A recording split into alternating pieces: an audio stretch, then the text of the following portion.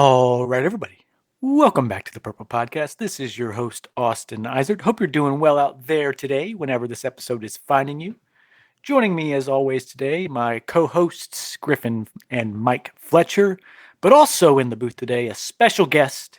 And one thing to note here, if you are a long-time Purple Podcast supporter and listener, you would know him. But we have Coach Mikey back in the booth. Welcome, Mikey. It's good to get you back. Thank you. It's been a while. Good to have you, man. And we're here. We got you in for a special one, that being the Lord of the Rings, the Fellowship of the Ring. There was no way in hell I was going to get into this episode and not have you on. Yes, sir. Because, in terms of Lord of the Rings, I don't think there's one person I have a stronger bond with over the movie franchise. I think that's safe to say. So, pretty special thing, and very excited to have you on for this one. This is going to be an absolute blast. So just to kick things off, I wanted to send it on over your way, Mike. Kind of give me a little bit of your Lord of the Rings love, what brings you back to the series, and, just your general outlook on it, what it means to you. For sure. So I don't really remember a time in my life where I haven't seen Lord of the Rings. Like, whatever that moment was, I can't think back and be like, oh, this is the first time I saw the movie. I can't think back to when I first saw the Fellowship of the Ring by any means. Yeah. I can't, but I know I saw it.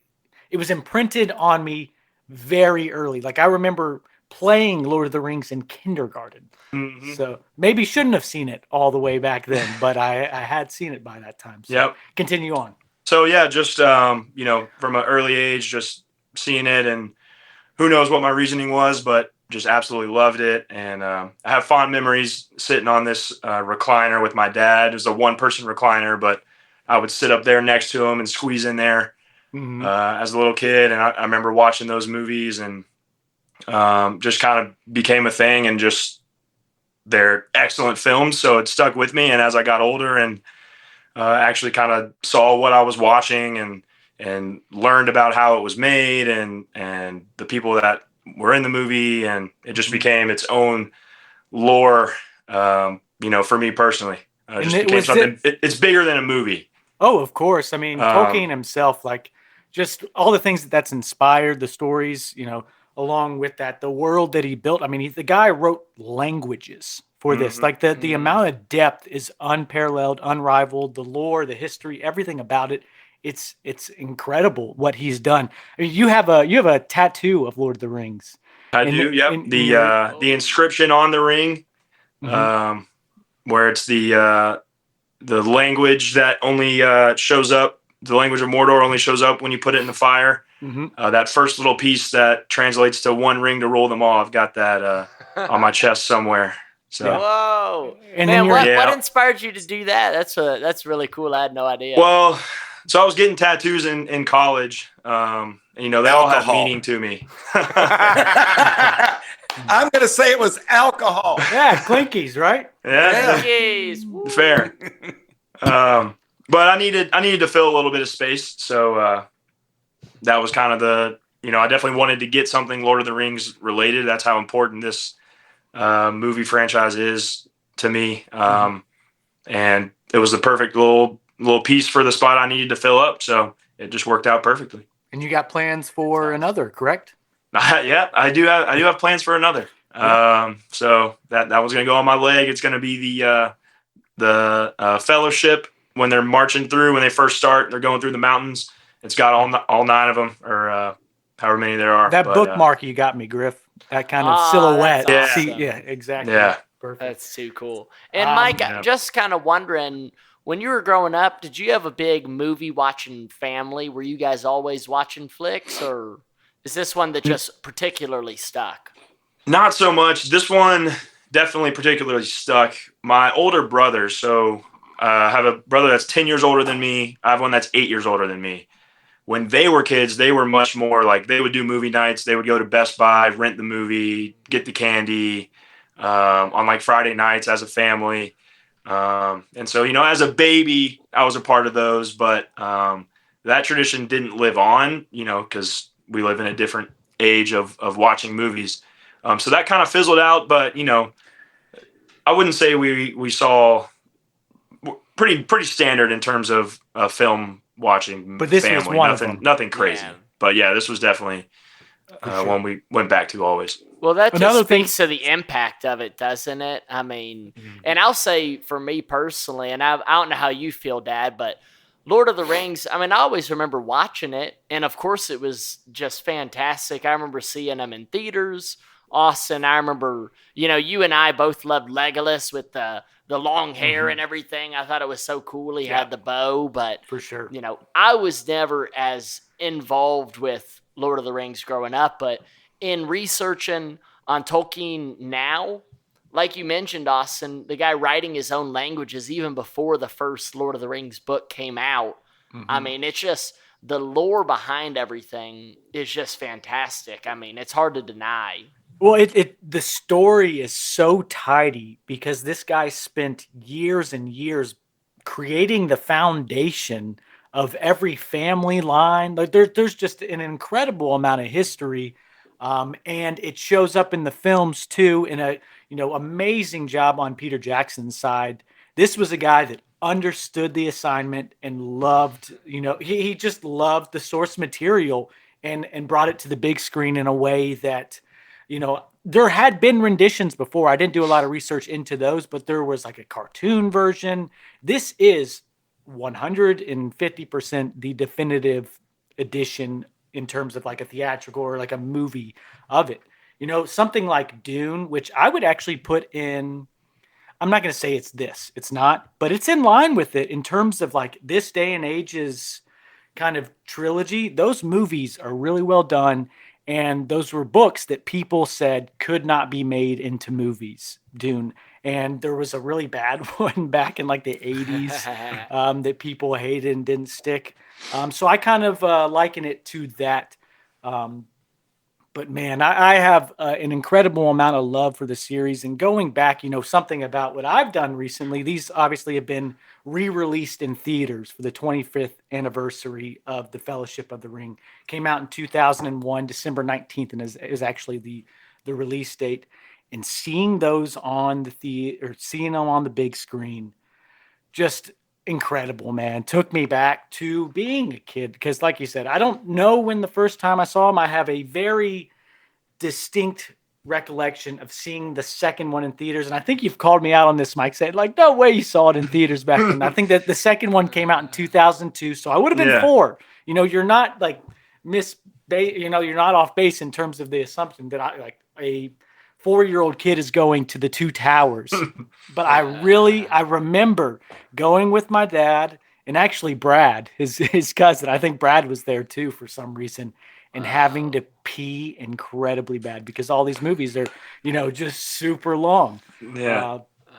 But let's hop into here. I'm going to just spout out some facts in terms of like just the log line. So the Fellowship of the Ring, like I said, comes out December 19th of 2001. It also comes out in 2001. Million Things, Harry Potter. Sorcerer's Stone kicks off as well. We're spoiled rotten with, the two franchises. Those kicking off in the same year. Unbelievable.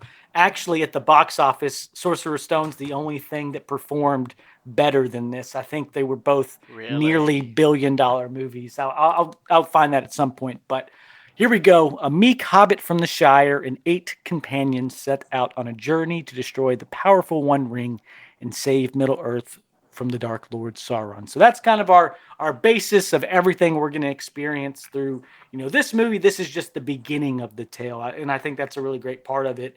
And an awesome thing about the Fellowship of the Ring, when I think about it, I think I've always preferred both the Two Towers and Return of the King to the Fellowship of the Ring. And I don't think I've given this one enough credit in how great of a start this is.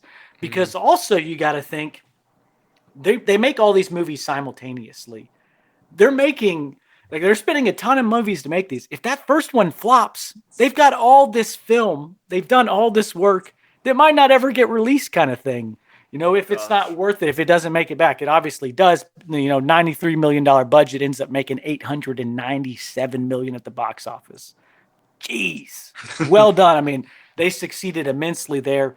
The thing rates incredibly well. IMDb has it at an 8.9, Rotten Tomatoes 91, Letterboxd 4.4. this is a 5-star movie for me. All 3 of them are.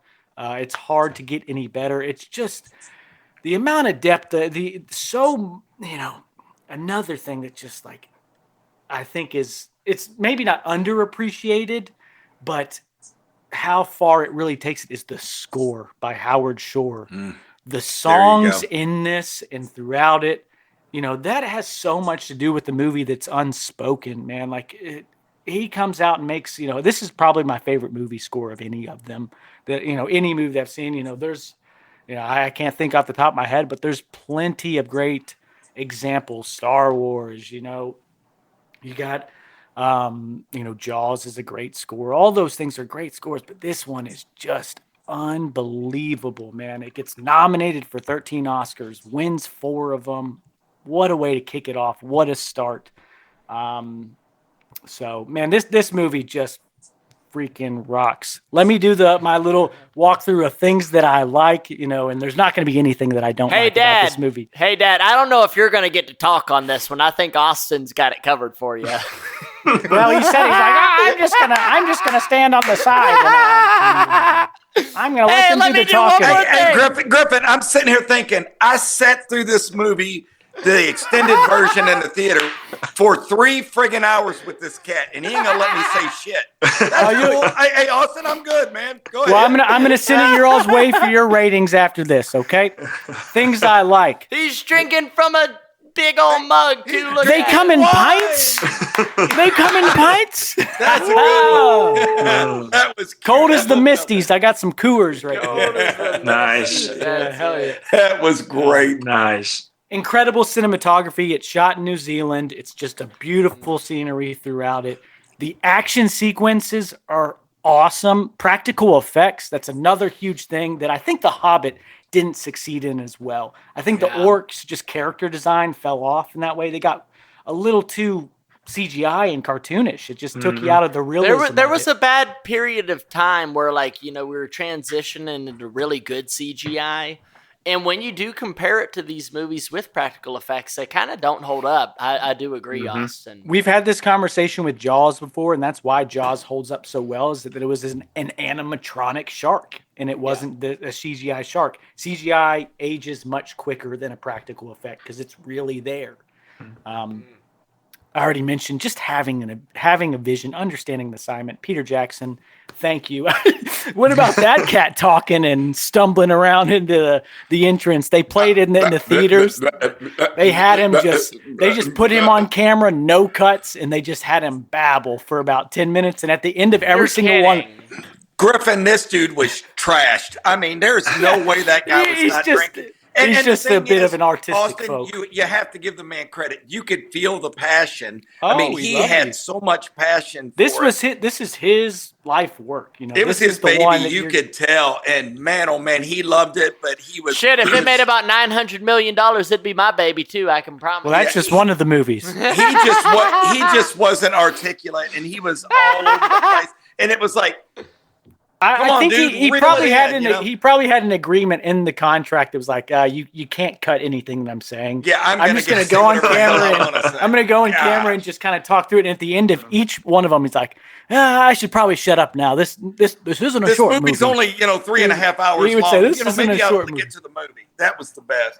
So that was in theaters for the 25th anniversary. The fellowship for 30 minutes you had to hear him talk. But they also, but they had. We were in the movies for 4+ hours. They had the 2 towers in Return of the King. How many buckets of popcorn did you eat, Dad? Griffin, I ate an entire bucket of popcorn. By the time my eyes were watering, I had to go to the bathroom so bad, but I didn't want to miss any of it at all. By the time it was over, I'm like, is that all, Austin? They're not going to show any other scenes? I'm running to the bathroom, man. I mean, gosh, I was about to die. But it was so well. This is a 5-star movie for me. I'll send it your great way, Griffin. Give me some of your kind of thoughts about it, and give me your star rating. Oh yeah, I mean, send it to your pops. Kind of like I said. I mean, I do really, really appreciate the Lord of the Rings. I was not as huge of a fan growing up. I always loved it. I thought it was awesome. Austin, you and I, like I mentioned, we used to watch these movies. Everybody knew these movies, just super classic. I think we talked about Harry Potter as well. I do think Harry Potter still kind of inches it out in terms of just cultural influence. But The Lord of the Rings, man, it was right up there too, so no doubt about it. Watching this extended cut of The Fellowship on HBO Max, man, it was very long, but it was so detailed, and I actually appreciated a lot of the new scenes that were included. I was going to ask you on that, Mike, too. We'll hold that because you hadn't seen them either, the extended. Oh, yeah, I mean, it really got me, and I was just kind of moved more and more by the story and the fact that Tolkien actually did write this, and, you know, I guess, 60, 70 years later, they adapted it to film, and it just became this huge cultural phenomenon. I mean, I think that's so cool. So, man, I think I'd have to put it up at 5 stars as well, just because of its cultural significance. I mean, it's got to be, right? I mean, it's one of the greatest movies of all time. So, sure, certainly one of the greatest movie series of all time. So, that's kind of where I'm at. Guys, I had the pleasure of seeing this movie with Austin, and it was the only way to see this. Do not sit on your couch, watch this. You have to go to the theater and watch this. It's so worth it. I don't know if it's going to be, I don't know if it's still in theaters. Yeah, probably not. But it was so worth it. Just the overall, the big screen just makes a difference to me. I mean, the music is Austin, the score. I thought that's what really carries this one. It's phenomenal, especially when you see Liv Tyler and she's coming out in that white light and the music and it is beautiful. It's absolutely beautiful how they do it. I liked it. I think a big one for me is I think it holds up to the hype. Here we are talking, this is 20 plus years, 25 years old, movie. And, I kept telling Austin, whispering over to him, I said, dude, I don't see where anything's amiss. I'm not going, oh man, that just doesn't look real. Still looks great. I thought it held up to the test of time to me. I mean, Griffin, personally, I think you and I went to see this when you were a little kid. I really do. I think I took you to it. You were probably 4, 5, maybe. And I think we went. It was one of those, Angela, your mom was like, that's probably not a good move. The thing is the orcs. I just remember I kept going, oh man, I probably shouldn't have done it. They were kind of scary to me. Oh, that's why it's so great, because they're terrifying. Can you imagine fighting those fuckers? Man, when they're coming out of that mud or whatever, they're coming out. Man, that's the Urukai. Chokes that guy out. Oh man, I mean that's something. Giving you guys a rating, there was just a couple of scenes that I thought were, going, okay, there's no way. Kind of like in Harry Potter where the spiders are coming down. You see them when they're in their cave. Moria, the mines of Moria. Yeah, and they're in there in that mine, and all of a sudden you see everybody, and they're, the 9 of them were able to get out so easily. I thought that was a little, and then when Aragon, he's fighting those orcs, they're all around him, and he's just slashing them like it's butter. I thought that was just a little far-fetched. Mm-hmm. Other than that, I thought it was awesome. I say 4.5, 4.75. Ooh. To me, we stay at half increments. So if you all said this is a 5, I don't discount that at all. Yeah, I think it was fabulous myself. That's funny you say Moria, because the only thing I could really pick on is a couple, like that chase sequence when the Balrog's after him. Well, you can see the CGI a little bit more, and when it zooms out, it looks a little goofy at points, but it's nothing that takes you out of it terribly. I think there was a couple times where they would show them in these chase sequences where the enemy would be way closer, and then in the next frame they're way out. Yeah, they're way out in front. I noticed that too. There was a couple times like that, but nothing that deters me from giving this one a 5. All right, Big Mike, what were your thoughts? I want to see your rating. I think I already know. Yeah, you probably do. It's a 5 out of 5. No ifs, ands, or buts about it. We all kind of mentioned this a little bit, but the attention to detail and like the orcs and the Urukai, its makeup, its costume, its design, they take that stuff serious. They win best makeup, They win visual effects, they win original score, and they win cinematography. It's nominated for everything freaking else. That's awesome. That makes so much sense. I'm glad you said that. Yeah. But yeah, I mean, and just like if you watch some of the special features, they go into how they, make some of that stuff and the layers that the characters are wearing. It's not just they just throw on a cape. It's like they got 4 or 5 layers of legitimate, garb that fits that time period that Tolkien was going for. So, and it's a consistent attention to detail in the realism stuff. I think as an actor, not to cuck you. No, you're good. But as an actor, like how well that would immerse you and allow you to be in that world. 100%. If you're seeing these things, you're experiencing these things, it's going to be pretty easy to play along. So that goes a long way too. Well, I even read something. Is it true that Peter Jackson actually had like the Fellowship, the actors of the Fellowship, take fencing, sword fighting lessons with some sort of pro for like weeks before shooting even began to establish camaraderie? Did you guys read about that or see that? I see you shaking your head, Mike. Yeah, they mentioned that in some of like the special effects DVDs. They they got to New Zealand early. They had to learn how to sword fight. He wanted all of them to actually legitimately be able to sword fight. They had to learn how to ride horses. I think that scene with like the Merry and Pippin training with Boromir on the mountain, kind of like, I wonder how influenced. That's kind of like, they're training, they're doing. That kind of makes me think right to that. So yeah, I mean, just the attention to detail across the board is so impressive to me, and I'm so glad that the director Peter Jackson was given the freedom to take it and just run with it, and really see it out to the fullest, and that's why we get the outstanding film that we get. So 5 out of 5. So I did get to watch the extended edition for the first time. I had never seen the extended editions. Oh, that's awesome. So I was like super thrilled about that. For the most part, all of the extra scenes, I loved them. It got a little long for me when they are in the woods with the elves. I was about to say, when you lose Gandalf, the pacing, that would be like the main kind of critique. You have that. Yes. That felt like the end of the movie. Yeah. That felt like the end of the movie. And then you go into this whole slow segment where they're in, I think it's Lothlorien, I think is what that. Yeah, the woods of Lothlorien. Yeah. I think. So, with Galadriel and Celebrimbor. They give you some great scenes in there too that you didn't get. I have a hard time saying like it's not. It just gets long, and it's hard to go from that high and then drop it down again. You got a lot of movie left still. Yeah. I was just doing some reading, being the guy who isn't as familiar with the franchise. I think Peter Jackson is, I think he's on record saying he prefers the shorter versions of the movies. I'm pretty certain he says that too, but I think the extended versions, just kind of going with that sort of pacing comment, I think the extended versions are more just for the fanatics. I read the books. They're all over the place, so yeah. I read the books, so seeing those scenes for the first time after reading, because I hadn't watched them for a long time. Mike, did you read the books as well?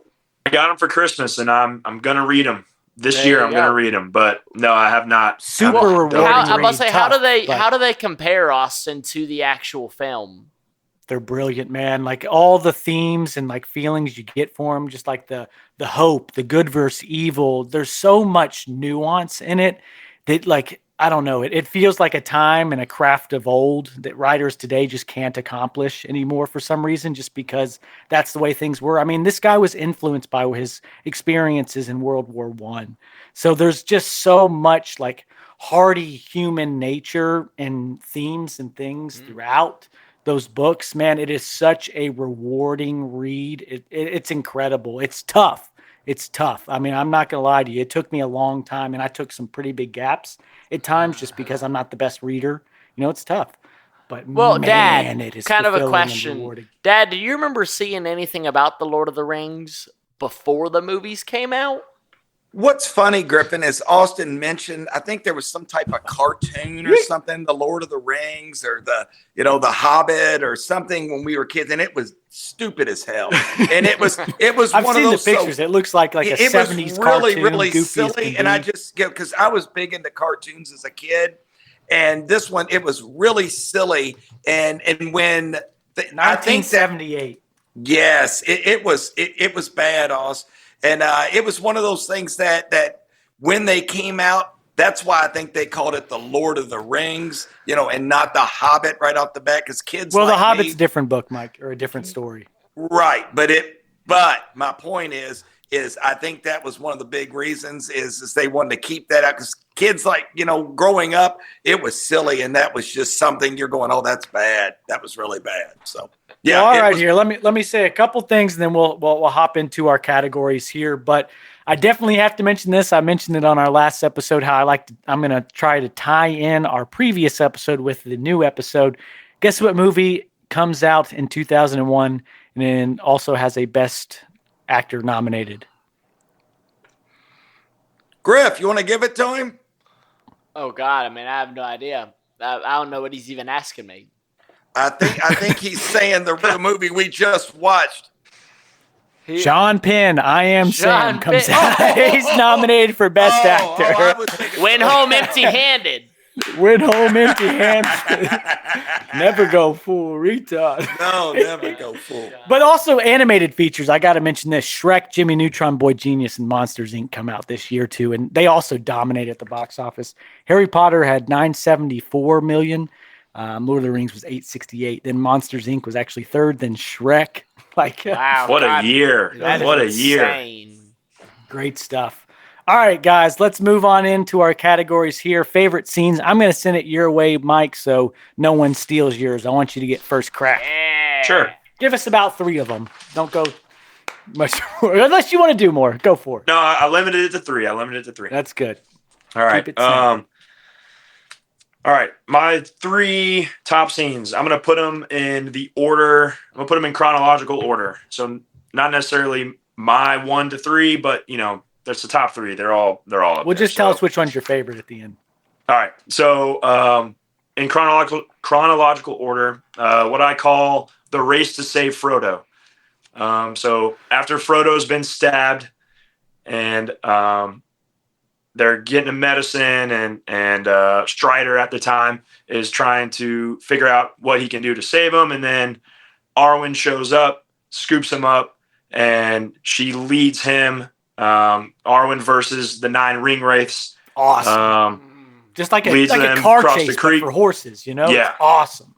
Great action sequence. Absolutely. She gets that cut on her cheek. Mm-hmm. By the branch. Yeah, It's just great stuff there. And keeping Frodo alive and saying her elvish spells as she's chasing through the forest escaping. I wish we would have gotten more of Arwen being a badass, because after this, that she's kind of limited to, she has a good storyline in that love relationship with Aragorn, and that being that kind of longing that he has in the almost like, the relationship that can't be, the story of, I think it's called like Baron and something else. That song that Aragorn sings is about a man and an elf, marrying and the elf then dying. So that's why he's singing that, because it's his relationship with Arwen as well. But she kicks ass in that scene, and I love her in that just action sequence, being a badass bitch. Yeah, really. She does. She crushes it. Yeah. Just shows up and just saves the most important character of the whole story. So, so that's one. The second one, the formation of the Fellowship, just classic, sitting around. They got the ring in the middle. We get a classic meme. One does not simply. Yeah. That stands the test of time. Yeah, sure. And then obviously that's when the group is formed and they begin their quest. So critical scene there, and you get to see the elvish world, and all of its beauty for the first time, and their kind of lifestyle. Rivendell. Well, what I love about that scene too is that there's a conversation before this, with Sam and Frodo. Obviously they've just gone through something really traumatic, and Frodo almost lost his life. And they're saying, yes, I do miss the Shire. it's time to, call it quits. We've taken the ring here. It'll be safe now. And us, the viewers, having seen it before, know that that's not the case. That's not how the story is going to go. Yeah. And Frodo seeing all these different races in Middle Earth, none of those people could have taken the ring and not been corrupted by it. Even Frodo's corrupted in the end, but him stepping up to his calling is just that's a great element of that scene. And that's what makes it one of my favorite scenes as well. Yep. And then number 3 for me is Boromir's Last Stand, where he has his moment of he's taken over by greed, and he shows the weakness of mankind, and tries to steal the ring from Frodo, and does everything he can to make right of the wrongs that he's done at the end there, and shows up and tries to save Merry and Pippin, and just takes that first arrow. You got arrows that are this thick going right into his chest. Takes the first one, falls to his knees, gets back up, keeps fighting, takes a second one, stares Merry and Pippin right in the eyes, spins around, gets back up, keeps fighting, and he's giving it everything he's got to try to prove his worth as a man, and trying to leave this world with his honor, sort of dignity. Yeah, and, exactly. And a great part about that too is also like his dynamic with Aragorn. We see this throughout this film as well, is that Aragorn is the king. He's the rightful heir to the throne. Boromir's father is the steward. So there's this dynamic of like there's a tension there. Exactly. And there's that tug and pull. And in the end, when Aragorn goes up to him, like that's a really, really heavy scene. Strong, great stuff. That's actually at the beginning of The Two Towers, the book. They added that in to be the finale of the Fellowship of the Ring. It's a good call. Yep. So that's my top 3. Great shit. And my favorite is Boromir's Last Stand. Hell yeah. Nice. That's my good favorite. Description, Mike. That was awesome, man. Appreciate it. I like Very that. nice. Yes, sir. Dad, what you got? Guys, I'm not going to be that descriptive. You cats know this movie. Well, I can help you out, obviously. But I'm going to tell you this. The demon, is it Balrog? Here comes Balrog. Okay. When he shows up and he's going after the group, the Fellowship, and this cat, and I love it when Gandalf, he's standing there, and I love when he raises his voice. You shall not pass.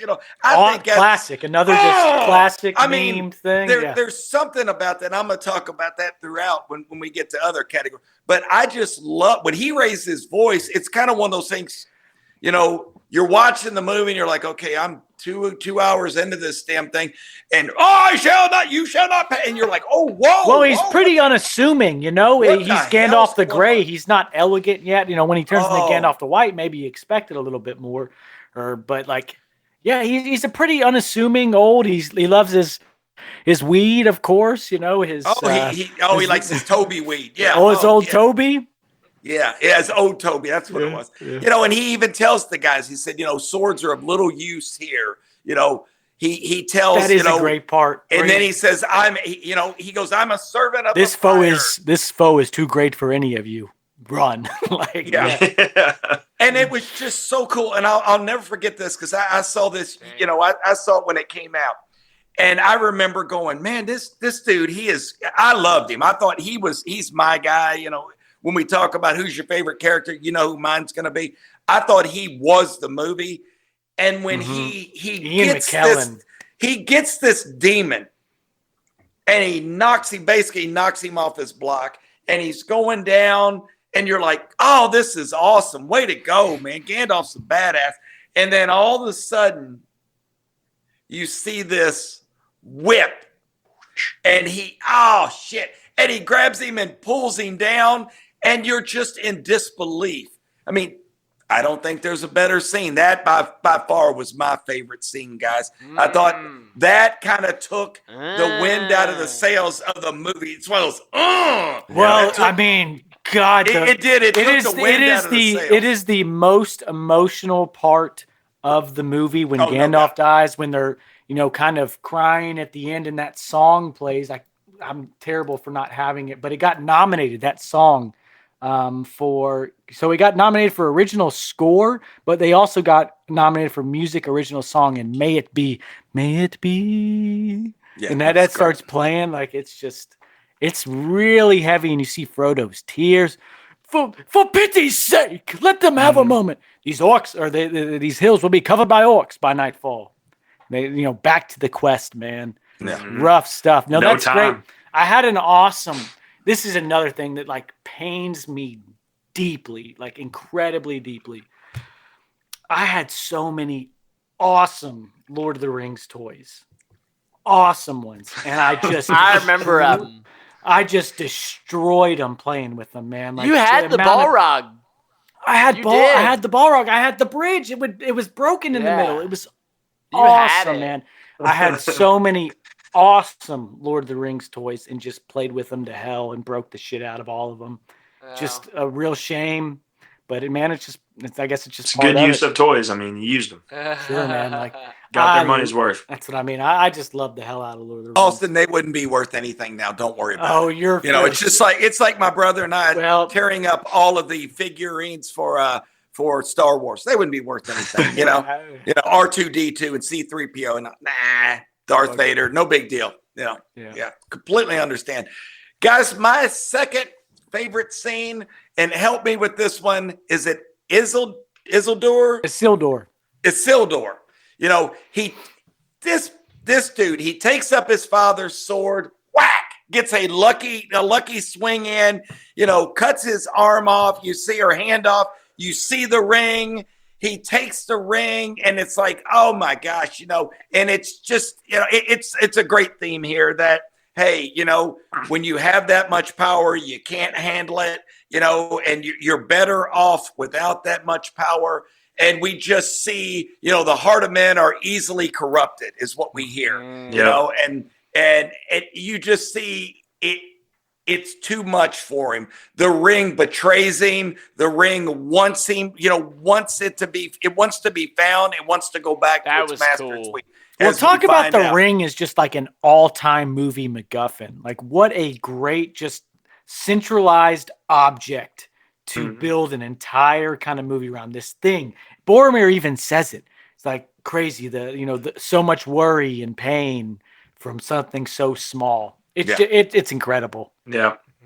Great call. I like that pick. Yeah. Griff, I'm going to turn this over to you. I've got another one, but it's silly. You take over. What is it? You better say it. Just say it quick. It's silly. It's when Gandalf, when you see this is a comedy podcast. When he comes in his wagon and the kid, they were the cutest little kids, and they're egging him on. Hey, and then all of a sudden he looks over at Frodo, and boom, boom, boom, boom, boom, and all the fireworks kick off, and I'm like, damn, that was so good. And the old Proudfoot guy laughs too, and his wife kind of gets on him.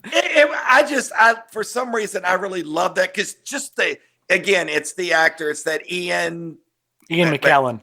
McKellen. He has that look that you're just, kind of smirk over at Frodo, like, yeah, I did that. And all right, then you keep your secrets. Yeah, it's just just the welcome to the Shire is it just gets everything popping, for you get Bilbo's the theme song. party. Yeah. Oh, it's great. I love it. Oh, yeah. Griff, you're up, young man. Well, taking over from that, I actually really love the extended scenes at the Shire, just kind of showing how the hobbits lived, what they were all about. On hobbits. Oh my gosh, the hobbits are adorable. I got so much insight into They love those their little ale. dudes. They love their ale. They love eating. I was like, man, I'm like these dudes. They're cooking little sausages and stuff. That's us, G. Harry feet, dancing, singing. Yeah, they love it. So I thought it was the coolest thing. And I'll kind of combine that with getting to see Bilbo and Gandalf reunited. I mean, I thought those were some great scenes. Just getting to kind of hear what Bilbo's been up to, how he's feeling. And, you get a few moments to kind of break the mold a little bit more where he's kind of talking to Gandalf. He says, man, I got to get out of here. And, in fact, what does he say? He says, I'm really not certain mean if not I'll to come come back. And he says, in fact, I mean not to. not to. Exactly. Yeah. Mountains, Gandalf. Yeah, I thought that was I awesome. love that line, you know. I want to see mountains again, Gandalf. But with mountains. that too, when Gandalf starts realizing how attached he is to this ring, and he starts putting those pieces together, and you kind of get that moment where Gandalf's like, hey, you have to leave this ring behind, and you just see the kind of greed and all of those maybe evil thoughts coming into Bilbo's head. That was pretty interesting. I think it set up what's to come really, really well. I also, Dad, I love that scene where you see the orcs, Urukai, is that how you say it? Mm-hmm. I love getting to see where that one's getting made in the mud or whatever. Awesome. I'll never forget that. I remember being a kid. I was watching it with Amy, and I was like, oh my God, I love this scene. And then I saw it again, and he grabs that one orc by the neck, and I'm like, yeah, that's awesome. So I love that scene. And man, I think another classic scene is when we're introduced to, like you mentioned, Mike, Strider at the time, Aragorn, in the Prancing Pony? Yeah. Yep. I mean, that is such a cool scene where you get to see him with that little hood covered. And what's he do? He grabs Frodo. He says, hey, you're drawing a lot of attention to yourself for someone. Mr. Underhill. Yeah. Yeah. Yeah. Exactly. I just thought that was great. And you get to see him protect the hobbits too. And you see all of those wraiths hitting into what a pillows. bunch of dummies, man. They fell for the oldest trick in the book, man. Just a bunch of pillows under a blanket. They snuck out. They did. I love how they just keep stabbing it. Too. Yeah, they keep stabbing it. You'd think it's Samwise's gut, at first. Yeah. Well, I just like seeing all the hobbits like, oh my gosh, like they were gonna stab us, and Aragorn's just like, yeah. Like, that was really cool to me. So. Well, a scene that you mentioned, too, like with the ring, in another very memed scene. Yes, after all, why not? Why shouldn't I keep it? That's great. Bilbo! That shit's great. How about, also well-timed comedy? with Gandalf bopping his head through the Hobbit hole, just little shit like that. The Gimli quirks, the quirks that he sends in. There's just a lot of good comedy. Merry and Pippin's second breakfast. Yeah. Well, there's a lot of that really good stuff. It's just nice and cheeky. Exactly. Yeah. It could go wrong, it really could. It doesn't. Well, I like Bilbo giving his speech as well. And he goes, he says something to kind of confuse everybody. Like, what the hell did he just say? He's like, well, this is my farewell. he's like, I know half of you less than I should, and I like half of you less than, or whatever the hell he says. Yeah. Exactly. It was just awesome, but then he just bounces. He's like, sorry. Later, brah. Goodbye. Goodbye. My 111th birthday. Yeah. What about you, Austin? What you got? Yeah, man, I got one. I'm very happy that none of you guys said it. How about that intro? The Galadriel, the the narration that she has, just kind of explaining the lore, showing you the fight for Middle Earth, and the Isildur. I guess she kind of touched on that. Great stuff, and you learn about men, elves, dwarves, Middle Earth. You just find out a lot about the world, and I think it accomplishes it really well right off the bat there. And for how long the movie is, they don't spend too much time. No, setting the stage. The book spends more time there. I promise. I'm sure. Yeah. Yes. So I appreciate. Bilbo, the ring. It just establishes so much, and you're ready. You're ready for the story to come, and then you get to you come to the Shire right after that, which is just great stuff. My not second favorite scene, but chronologically here. The forming of the Fellowship, we already talked about that one, but really good. So I love that element of it. Like I said, I already like what kind of leads into that too. You have a conversation between Elrond and Gandalf, I think it's Elrond and Gandalf talking about. They show you how Isildur failed. He's like, I was there 3,000 years ago, which you don't get in that entrance sequence as well. Yeah, it shows that he could have destroyed it. You don't see that right away. So I really love that. And you also get a lot of kind of story about Aragorn's kind of journey that he's going to go on becoming the king. You find out a lot about him. He is this unspoken heir to the throne. And I guess, grieved by the choices that his heirs made. You are not your heir. You're not your I'm not sure what the word is, but you're not that. You are your own person still. So he's a reluctant king. He doesn't want to come out in this. Even Legolas in that fight that they have, he's not a mere ranger. This is Aragorn, son of Arathorn. Yeah. So that's great stuff. And then Bilbo's parting gifts. These play massively in like the entirety of this trilogy.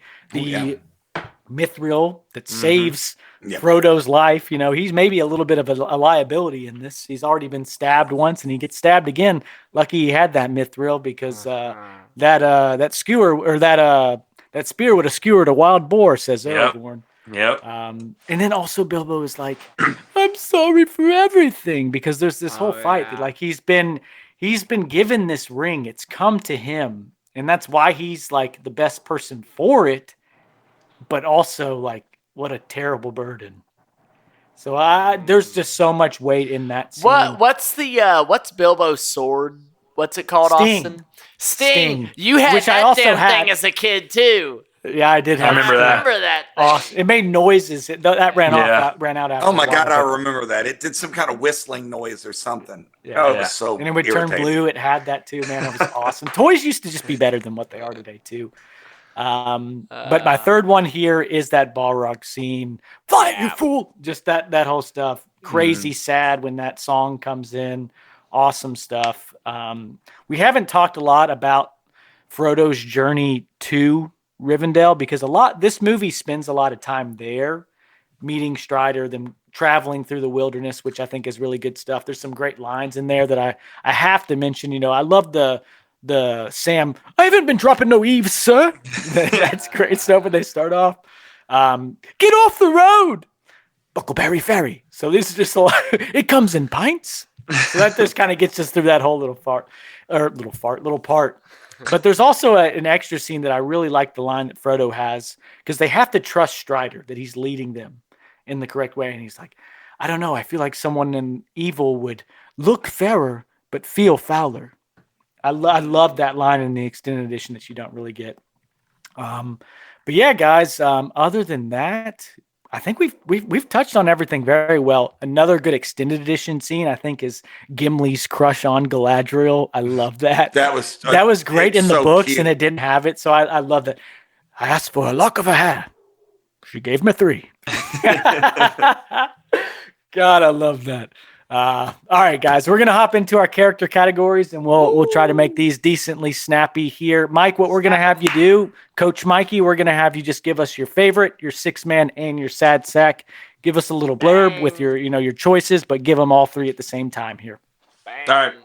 Yes, sir. So my favorite, I went with the safe pick. I went with Aragorn. He's my favorite. He this is probably the second most important character in this trilogy, I would argue. Frodo obviously being first because he is the ring bearer. Yeah. But Aragorn having to fulfill his destiny What is a the great only way that the secondary ring gets character destroyed. arc, though. What an awesome it's secondary incredible. character. It's incredible. It could be like construed as the main character in ways. Like you could say that. Mm-hmm. Yeah. Yeah, you can make that argument. I'm not ready to make that argument, but there's a case to be made. But he's just a badass, and I love when he when the Uruk-hai show up in the forest, and he tells Frodo to run, and he turns around, and I agree it's a little silly when he's just slashing them and it's super easy, but that second where it shows him facing all the Uruk-hai that are coming up, and he's like draws his sword and ready to take it on. It's like I like to think that Game of Thrones drew some inspiration with the Jon Snow classic scene where he's charging in. But that's my favorite, and his character has so much depth, and it has so much importance to the story, and it's got. Well, he's so damn cool too. Yeah. He is literally the heir to Gondor. He is the leader of men, and he's living as a ranger. Mm-hmm. It's just very humble. Yeah, he can speak Elvish. He's He has a the love interest that's Dunedain an is elf. what it is, which are men of Numenor who were a lot more connected with the elves, getting into some of the lore thing, which obviously has fallen out. I think all peoples of Middle Earth are a bit disconnected. Right. Dwarves, elves, men, they're all not on the same page anymore. Which is cool about, side note, just cool about Rings of Power, the show, is that we're getting a glimpse of that era where those groups of people were much more connected. Yeah, and Moria. You get to see a lot of Moria, which is awesome, and how the Balrog came about. They dug too deep and greedily. We haven't talked about Saruman at all yet, which is crazy. Like that whole side quest kind of going on with Gandalf and him being a part of the dark side. I think that's a great scene in itself when they're fighting, they're dueling on top of Orthnak, or what I think is what it's called, the Tower of Isengard. So yeah. So yeah, Aragorn's my favorite. And I love his character gets better and better each movie. So that might be some bias that plays into it. But my sixth woman is Arwen. Yeah. Just what a great supporting role.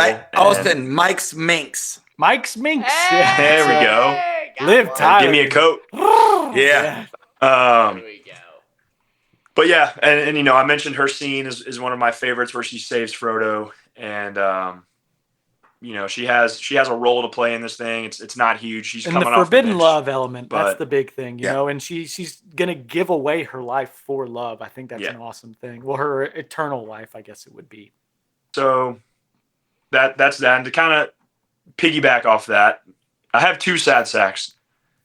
I have Sauron. I'm not going to go into detail there because I think that's an obvious choice, and hopefully someone talks about it. But I picked Elrond as a sad sack. Oh, and giving up hope. Let's hear this. The reason I picked Elrond is he's kind of the old, grumpy, things aren't like they used to be attitude of this movie. And, he has no hope.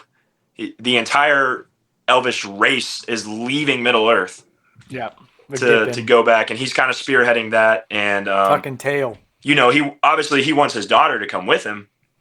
And so, and his daughter's Arwen, and everything that he is telling her is that there's nothing for you here. There is no hope here. There is only death here. Aragorn is not the one. He will fail, as will all men. I've seen it firsthand. And so you get a glimpse into that. And so this will change throughout the series, especially the third movie. But he's really a sad sack in this first movie. Pessimistic and yeah. And that hairline's going on him. Yeah. Sorry, brah. Sorry, man. Who's up next, Os? Griff, give it to me. Hey, sorry, guys. My favorite is Gandalf. That dude rocks, man. He is so good. Like you said, Austin, he's just calm the whole movie for the most part. But when he needs to be a BA, he is. He kind of got his ass kicked a little bit by Saruman in his chamber, so to speak. But, he got to fly off on a great eagle and got back with the crew. I just think he's awesome. I loved his moments. Kind of like what you're saying, Austin, this foe is too great.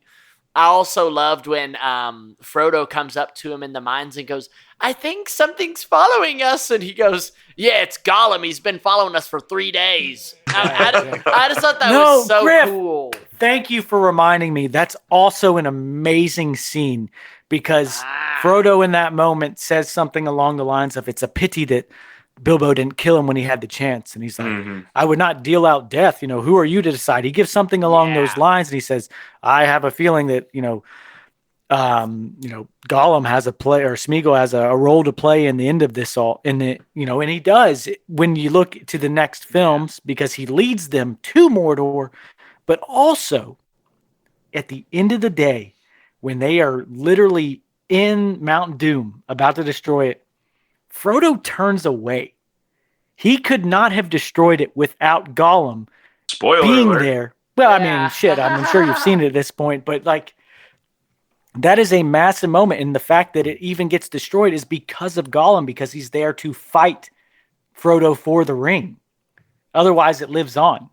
Yeah, that's a good point. I think the quote there is, many who die deserve to live.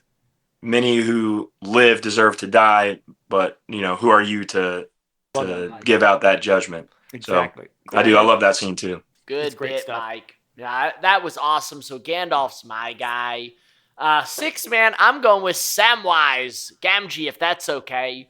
I just think he's so much fun. I love Sean Astin as an actor, and I think that he just plays this role so great. I loved getting to see Samwise kind of being all shy about that barmaid and Frodo throwing Rosie, him in right? with her Rosie. And I thought that stuff was cute, and I like how Samwise is just so loyal to Frodo. Mr. Frodo, I just think we'll talk about the end, dude. He about drowns himself. He can't swim, but he's going to go after him because he made a promise. I love it. So he's my guy, and he just gets better and better. So love him. My sad sack, and I might mispronounce it too. Is it Isildur? Isildur. What a sad sack. I mean, the guy, like you said, Dad, he gets That's lucky. a great call. I didn't even think of that one. He gets lucky to cut Sauron's finger off, gets the ring. Next thing you know, the dumbass gets pulled into by the ring's, evil ways. He wants all the power for himself, can't destroy it when he has the chance. Wreaks havoc. How many people die because he couldn't finish the job in that moment? Including himself. Next thing you know, he jumps in a damn lake or a river, and the damn orcs they get him in the back with some arrows. Well, what happens in the book, and they don't show it well in the movies, is that when he's swimming, he puts the ring on, disappears. He's gonna get out of there. Starts swimming, the ring grows in size and falls off his finger and reveals him because it has a will of its own. Yeah, that makes sense. Yeah. Well, he's a sad sack. Like I said, I mean, the dude gets lucky to begin with, then can't finish the job, and then orcs just get him in his back. Right in the water. So Isildur, he's done for me. No wonder Aragorn's ashamed to be his heir. Sure. There you go. What about you, Ost? Have we done? Ah, shit! I've already forgot. Griffin, Mike, he's drinking right now. I'm up, buddy. I like drinking the drink I'm drinking. Let's hear it, Pops. Griff. All right. Favorite character of the movie is definitely Gandalf. Without him, I don't know what kind of movie we have. One, we've got a phenomenal actor. You know that. I mean, the guy is just from the get-go. When he pulls up in the wagon into the Shire, you just go, okay, here we go. This cat's pulling it off. He's so labeled a disturbance of the peace. He is great. And I love when he fights that demon. I thought that was great. I love when he raises his voice. And the other part that we haven't even talked about is when he's looking down at the ring, and you could tell, he's getting a little messed up too. He's looking at the ring, and he starts going, and Frodo's behind him. He goes, the precious. And I went, oh my God, he said it Bilbo, too. Yeah. So it was great. Yeah, was it Bilbo also? Yeah, that he says the precious. And Frodo's offered, take it, Gandalf. And he's like, do not tempt me. Yeah, his voice raised again. And Mike said it. This cat, he can also speak Elvish too. So to me, that's pretty damn cool. I thought he was cool. 6th man, Saruman. I just love that cat. Mm-hmm. I'd love to give him his flowers because it's terrible. I can't think of his name right off. His name is Christopher Lee. Yes. And guys, let me give you a little background on this cat. He's awesome. Nice. He met Tolkien. He was friends with Christopher Lee is a perfect bad guy. If you guys don't Count know Dooku. This, he was Dracula, the original Dracula. So this guy played Dracula back in the 50s. So this cat has been there and done it. I mean, he was there when, the Dracula, goes against the Wolfman and all this. So this guy's been there and done it. He's also been in Star Wars. This cat's also been in James Bond movie. Do you know what James Bond movie this guy is in? I was just gonna say Goldfinger. The man with the golden gun. Yeah, I was gonna say Goldfinger just does. Man, he plays the man with the golden gun. And if you haven't seen, there's a scene in there where he takes the gun and he's with this chick in bed, Maud Adams, which she was beautiful. And he's got the gun and he just kind of takes it across her like he's going to shoot her. And she just like starts kissing on him like, you are that guy. It's so silly. It's cool. So definitely he's my guy. He's definitely the sixth man. The sad sack, guys, I went with the same guy. I said it earlier. You know, what's it? Griffin, help me here. Isildur. Isildur. Golly, I have a tough time.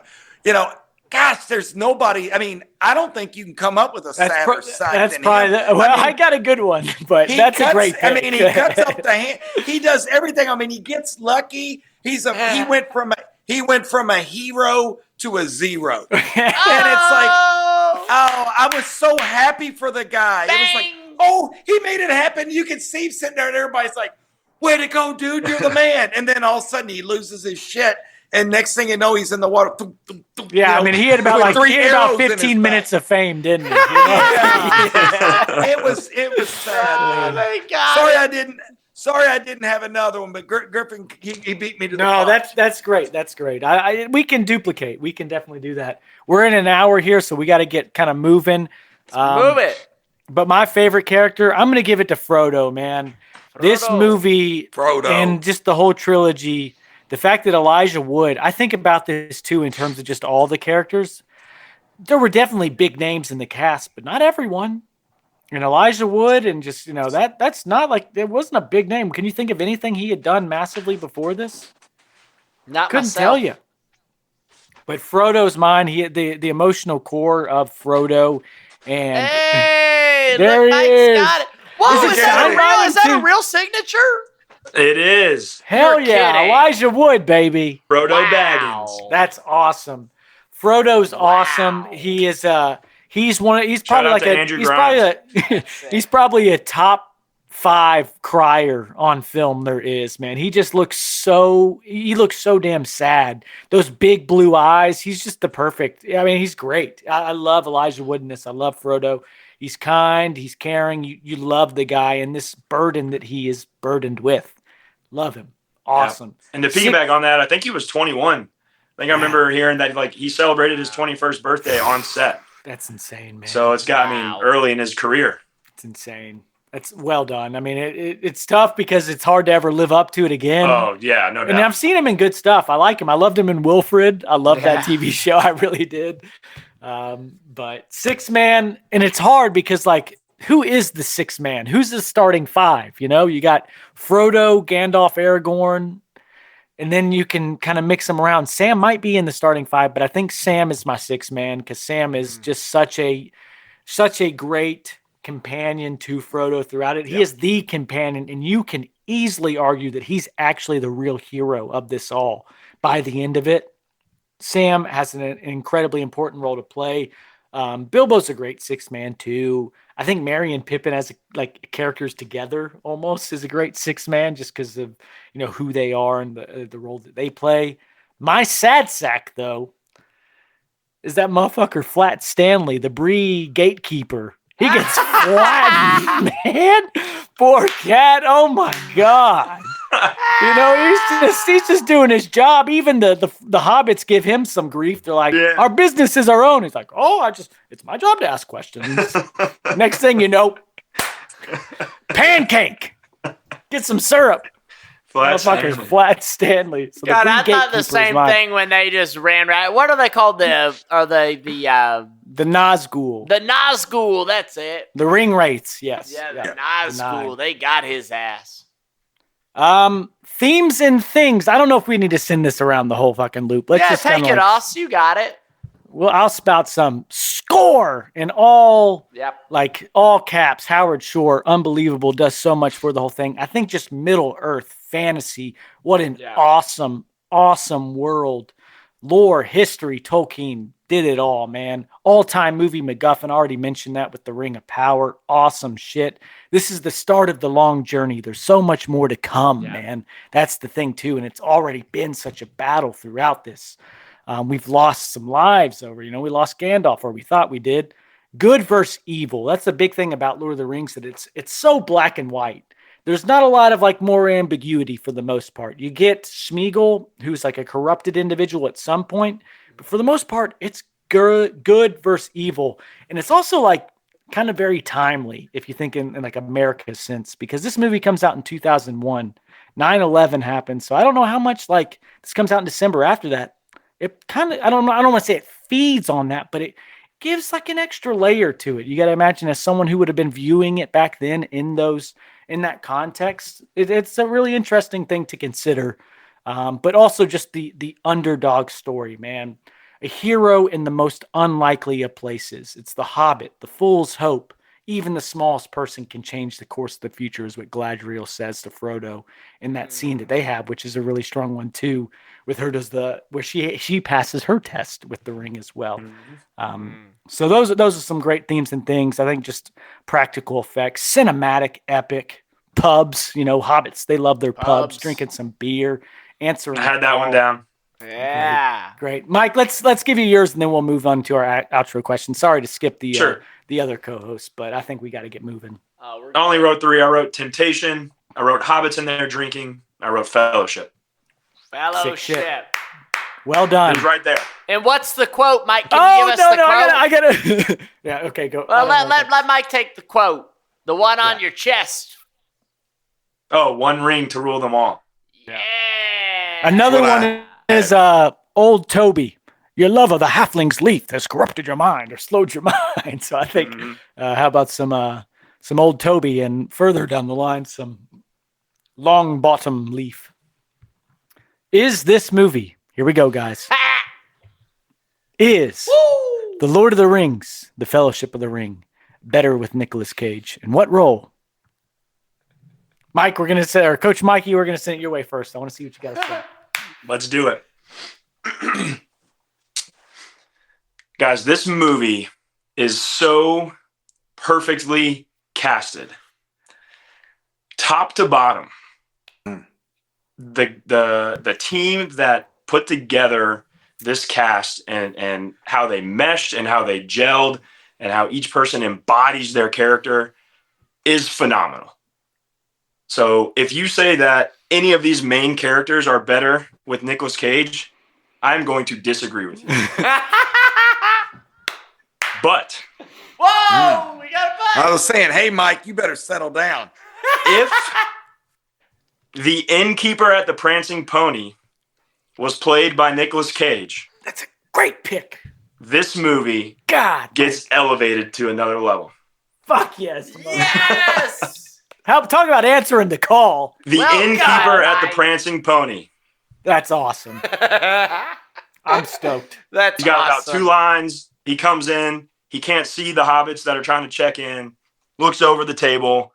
He asks for Gandalf. Goes, oh, old man, gray beard. Haven't seen him in 3 weeks. There's your line. Boom. And then I'm hiding when they come in. Yes, and the hiding, yes. That's great. That's I love it. Well done. Other Mike. Well, Griffin, I'm going to let you jump in because I'm going to knock this out of the park. So go ahead. Mike, I think that was a great pick. I got a little bit of a different take on things. Hey guys. Let's go. Let's get. The wig already looks it. Nick Cage's Elrond. I think that would be awesome. Give Nick Cage a big ponytail. His hair's pulling back on his head.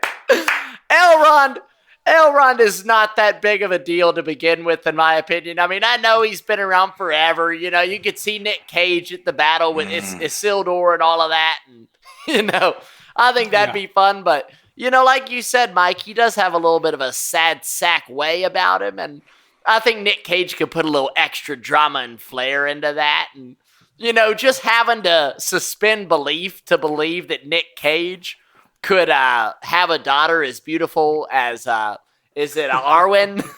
Yeah. I mean, this other cat, he's pretty ugly himself, but I just think it'd be so much funnier. Kind of like what's that in the Grown-Ups when what's his name has all those hot daughters and they're like confounded by it. Oh yeah. Dad, what's that dude's name? You can do it. What's his name? Rob Schneider. Rob Schneider. Yeah, Rob Schneider. That's it. Oh man, but that'd be my pick for Nick Cage. I think he'd be a fantastic Elrod. Yeah, that's an awesome one. Austin, somebody's got to do this. Gosh, these Mike, it's been great having you on the show, bud. but Nick Cage, come on, pal, come on. Nick Cage is Bilbo Baggins. That's not what I guess. Hey, Austin, you cannot. How do you make him that small, though? Hold on. You've got. Give me some time here. Nick Cage walks out with those hairy ass feet, and he's 5 foot tall. They make him look 5 foot tall, and he comes out there. The whole time, all I kept thinking is, man, who could Nick Cage be?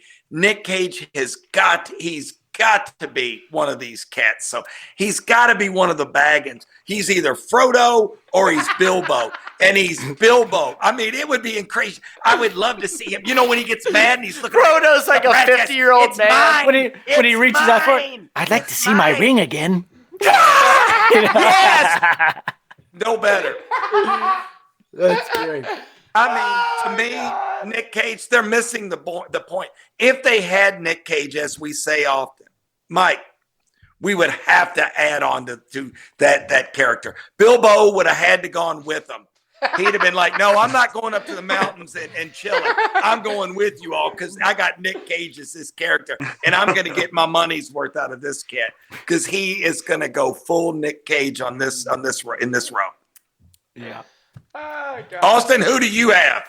Beat that. Well, I gotta say something crazy first. You know, I'm looking over. I started the movie when we began, and I looked over, and they literally were just at the scene where the ring race stabbed the pillows. That's how early into the movie they are. God. It is right now. Hey, we're only in an hour on this thing. So yeah, exactly. Wow. Man, I haven't hammered mine one in yet because I was expecting you guys to take some of these, but I think like there's so many good ones, man. Like but it's so blasphemous to replace some of these people. So I won't get rid of Gandalf. I won't make him Gandalf, but Nick Cage's Gandalf would have been. Look at Mike grabbing his head. He's like, "Oh my god, I don't think Mike understands what a phenomenal actor that Nick Cage is. This guy won an Oscar. Yeah. It's fair. He's not. I'm not going to make him Gandalf. He could be like the lead Uruk-hai that ends up getting beheaded and make it just to look a little bit like him. But I'm just going to lock this one in. I'm gonna make him Saruman. There you go, Austin. That was number 2. Nick Cage is Saruman. But I love Chris. He's a little bit evil. Well, I mean, it's very hard. That's what's so bad. R.I.P. Christopher Lee is phenomenal. Yeah, awesome guy. But that's it, fellas. Wow. What a good one. I think we kicked it in the ass. I don't know about you all. Yeah. That was a blast. Oh, another 6-man. How about the pony? What's his name? Bill. Sam, the pony Bill. Good stuff. There's a couple things we didn't talk about, but I think we did pretty damn good, man. Like the snow scene on Karadas. I guess we did a little bit when Boromir gets a little tempted by the ring the first time. But other than that, a lot of the Galadriel stuff. But man, Lothlorien, Gates of Moria, the fight. I guess the cave troll. They have a cave troll. Yeah, the big one. Sam bopping them with the pots and pans. But look, Walker came to say hello. Hey, pal, what's up, Walker? He's like, I gotta take a shit. So, all right, I think that's our cue, guys, to get our asses on out of here. I'll let you all say goodbye. But Mike, thank you for coming on, man. This is great. It was awesome to have you on. I'm sure we'll do 2 Towers at some point. I don't know how soon, but when that time comes, you'll definitely be getting the call. You'll be getting a phone call. But yeah, that was a blast. I appreciate it. It was a great time. Yep, absolutely. Hey, guys. I'll say the same thing, Mike. It's awesome having you on. You know us, we love talking movies. We love having fun and just hanging out. And man, you're right here with us. So we're appreciating it and enjoying it all the way. Love your expertise. You got some knowledge for us, man. So, man, I'll say this as well. You know, I always do Purple Podcast, everybody. We're pushing ahead. We're moving forward. We're making some big strides. Austin's on the socials, putting our faces on our regular posts now. I think it's looking really good, Austin. You know, I'm excited to see what kind of reels we can pull from this too. So we're having fun. Thank you again, Mike. And as always, boys, it is a pleasure. So that's me. Guys, I'm gonna say this, Mike. Fun having you, bud. It's always having another voice, especially someone that will take up for me. So appreciate you, buddy. You know, hey, this guy's serious as hell. When you go get a tattoo of the movie we're talking about, now that's some serious shit. That's for life. There. I mean, he might as well be 4-leaf tayback. He wrote the book. No, he got a tattoo. I mean, this guy's the real friggin' deal. Hey, I can promise I'm the real article. Hey, he's the real article. Right. Damn right. Now sit back now. But I mean, that's awesome. So, but guys, I'm going to say this, Tropic Thunder, guys, I am getting friends, family reaching out to me. They loved it. They thought we kicked ass. There's a lot of feedback that I've got on it, and it was positive feedback. You know, there was even a few that were asking me, why didn't you say this? Why didn't you say that? I'm like, my God, we did the best we could.